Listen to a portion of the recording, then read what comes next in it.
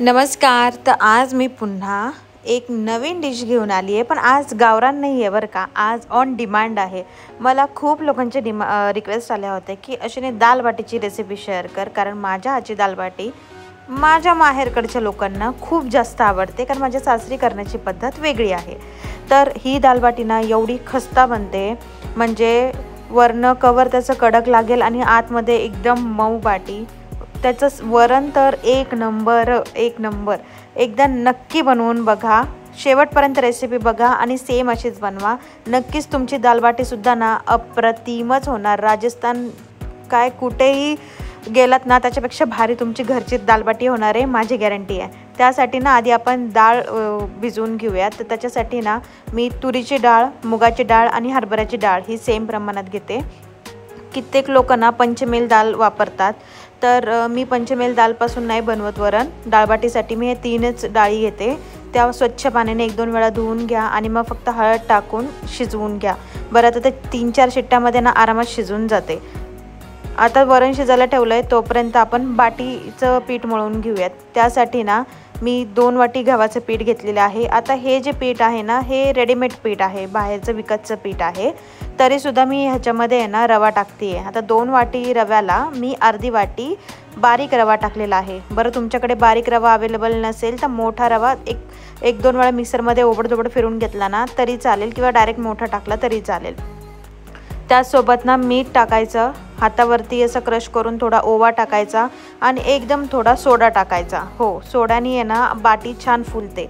आणि त्यानंतर त्यामध्ये ना 1-1.5 चमचा इतपत मी मोठा चमचा तूप टाकलेला आहे. हे डायरेक्ट तूप टाकलं आहे, गरम करून टाकलं तर त्याची क्वांटिटी तुम्हाला थोडी जास्ती घ्यावी लागेल. आणि आता हे जे पीठ आहे, आधी हे मस्त आहे ना असं मिक्स करून घ्यायचं हाताने. बघू शकता असं मिक्स केल्यावर ना असं ते घट्ट झालं पाहिजे, हातात सुटलं नाही पाहिजे. तोपर्यंत त्याला छान मिक्स करायचं आणि मग थोडं थोडं पाणी घेऊनच पीठ मळायचं आहे.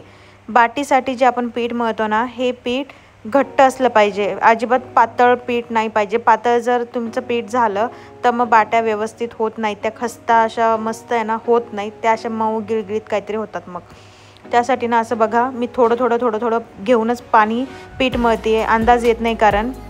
आणि जेवढं घट्ट पीठ मळाल ना तेवढी तुमची बाटी सुंदर होणार आहे. तर आता बघा, मी थोडं घेऊनच मळलं आहे आणि शेवटी मग ना असं झाकून एक 5-10 मिनटं रेस्ट करायला ठेवायचं. तोपर्यंत आता आपण वरणाची तयारी करूयात. वरणासाठी काय काय लागणार आहे ते आता आपण कट करून घेते. तर मी इथे ना 2 टोमॅटो घेतलेले आहेत, ते छान मी कट करून घेते. आणि 1 मीडियम साईजचा कांदा मी कट करून घेते आहे. तर तुम्ही तुमच्या चॉईसनुसार कांदा कमी जास्त करू शकता, मी या पद्धतीनेच करते. आणि 1 ते 2 छोट्या मिरच्या फक्त कट करून घ्यायच्या आहेत. आता टोमॅटो मला जास्त वाटत होता म्हणून मग मी तो अर्धाच घेतला, म्हणजे 1.5 टोमॅटो आणि 1 कांदा घेतलेला आहे. 1 मिरची घेतलेली आहे, कढीपत्ता आणि ऑफकोर्स एवढी मोठी कोथिंबीर. म्हणजे काही नसलं तरी चालेल, पण कोथिंबीर मात्र हवीच. आणि कोथिंबीर ही छान अशी बारीक कट करून घेतलेली आहे. आता आपलं पीठ 10 मिनटं झाले होते ठेवून. त्यानंतर ना पुन्हा एकदा मळून घ्यायचं. बघा, पिठाला आत्ताच कशा आहे ना अशा घड्या पडत आहेत, म्हणजे आपण शंकरपाळ्याला पीठ कसं करतो ना तसं होतं आहे. हे छानपैकी एकदा परत आहे ना असं थोडंसं मळून घ्यायचं. खूप जास्त मळायची अजिबात गरज नाही आहे. आणि आहे ना हाताने असं मग हातावरती घेऊन एक गोळा घ्यायचा आणि छान त्याला आहे ना थोडंसं मिक्स करायचं.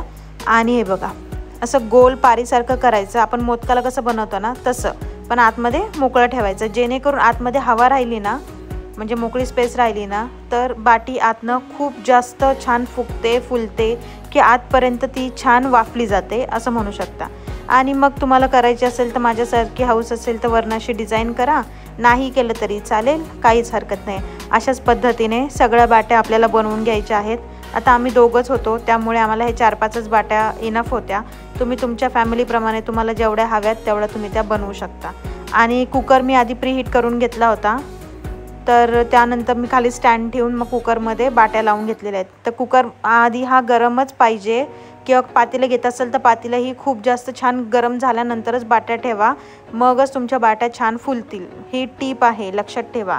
आता वरण आपलं मस्तपैकी शिजलेलं आहे 4 शिट्ट्यांमध्ये. ते काढून मस्तपैकी त्याचं मिक्स करून घ्यायचं, रवीने फिरवून घ्या. आता एका कढईमध्ये मी 1 चमचा तूप आणि 1 चमचा तेल घेतलेलं आहे, 2 चमचे तेल. बरं, तुम्ही हे तुपातही करू शकता, तुपातही सुंदर लागतं ह्याचं वरण. जिरे मोहरीची फोडणी द्यायची छान. त्याच्यानंतर हिरवी मिरची आणि कढीपत्ता टाकलेला आहे, अद्रक लसूण टाकलेला आहे. आता हे छान मिक्स झाल्यानंतर ना त्याच्यामध्ये कांदा टाकायचा आणि छान गोल्डन ब्राऊन होईपर्यंत त्याला आपण परतून घेऊयात. यानंतर ना मी हे कांदा ना याच्यामध्ये छान परतला गेला पाहिजे, जेणेकरून मग वरण खाताना असं कच्चा कच्चा तोंडामध्ये लागणार नाही. आणि कांदा जसाच परतून झाला याच्यामध्ये मी सगळे मसाले टाकले होते. तर यामध्ये मी काश्मीरी लाल मिरची पावडर, आपल्या घरातली नॉर्मल लाल मिरची पावडर, थोडीशी धना पावडर, हळद आणि थोडासा गरम मसाला टाकला होता. That's it. एवढेच मसाले टाकायचे आहेत, ॲडिशनल काही नाही टाकलं तरी चालेल. त्यानंतर थोडेसे मसाले फ्राय करून घ्यायचे, थोडेसे परतून घ्यायचे आणि लगेच टोमॅटो टाकायचे. टोमॅटो टाकल्यानंतर ना छान टोमॅटो मिक्स करून घ्यायचा आणि मीठ टाकायचं, म्हणजे जेणेकरून टोमॅटो लवकर शिजतो.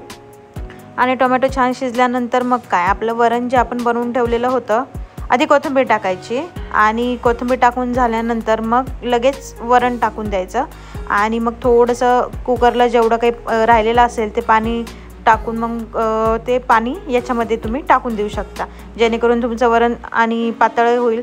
बरं, दाल बाटीसाठी ना खूप पातळही नाही करायचं जसं आपण इडलीला करतो तसं, आणि खूप जास्त घट्टही नाही करायचं. मीडियम पाहिजे वरण. आणि तुमचं वरण आता उकळी येऊ द्यायची आणि मग बंद करायचं. वरण बघा किती सुंदर झालं आहे, वाव. आणि आता बाटी आहेत ना, एक 15 मिनटं तरी लागतील तुम्हाला कुकरमध्ये जरी करायच्या म्हटलं तरी. अशा हे करून घ्यायच्या, फ्लिप करून घ्यायच्या, मागे पुढे बघायचं कुठे कच्ची राहिलेली आणि मग मस्तपैकी त्या हे करून घ्यायच्या. आता बाटीमध्ये आहे ना कित्येक लोक हळद टाकतात बाटीच्या पिठामध्ये, त्यामुळे आहे ना मग त्याचा कलर लगेच तुम्हाला असा ना गोल्डन दिसायला सुरू होतो. तर आपण कुठलाही कलर नाही वापरलेला आहे आणि आपण तसंच करतो आहे, मग तुम्हाला हे पांढरं दिसू शकतात. तर 2-3 वेळा मस्तपैकी असं ना उलटून पालटून वाफांना आहे ना वाफ द्यायची आहे. आणि मग बघू शकता बाटी पण आपल्या रेडी झाल्यात. बरं, आता हे वरती जे क्रॅक दिसत आहेत ना, तर हे काही बाटी खराब झालेले नाही आहेत. क्रॅक्स आले म्हणजे तुमच्या बाटी आतपासून, म्हणजे आतमधल्यापासून छान फुगलेले आहेत, याची ती साईन आहे. आता मग एक मोठं काहीतरी भांडं घ्या, त्याच्यामध्ये तूप टाका. जेवढं तूप टाकाल त्याच्यामध्ये मग मस्तपैकी अशा बाट्या भिजवून घ्या छानपैकी. आणि खरं तर मला तूप खूप जास्त आवडतं. बरं, तुम्ही डाएट कॉन्शियस असाल तर मग तुम्ही डायरेक्ट बाटीवरती 1-2 स्पून तूप टाकलं तरी चालेल, पण ह्या पद्धतीने करून खाल्ला तरच बाटीला खरी मजा आहे. ॲक्च्युली तुपाशिवाय बाटीला काहीच मजा नाही आहे. आणि त्यानंतर मग सर्व करा. गरम गरम वरण, गरम गरम बाटी, दाल बाटी तुमची रेडी आहे. कांदा, लिंबू याच्याबरोबर तुम्ही मस्त एन्जॉय करू शकता. मला ॲक्च्युली त्या दिवशी गडबड होती, त्यामुळे मी यांना लसणाची चटणी नाही बनवली. याबरोबर जी ॲक्च्युली ऑथेंटिक चटणी बनवतात ना, ती मी नाही बनवली. नेक्स्ट टाईम मी त्याची रेसिपी नंतर शेअर करेल. आणि हे बघा बाटी आतपर्यंत किती छान झालेली आहे.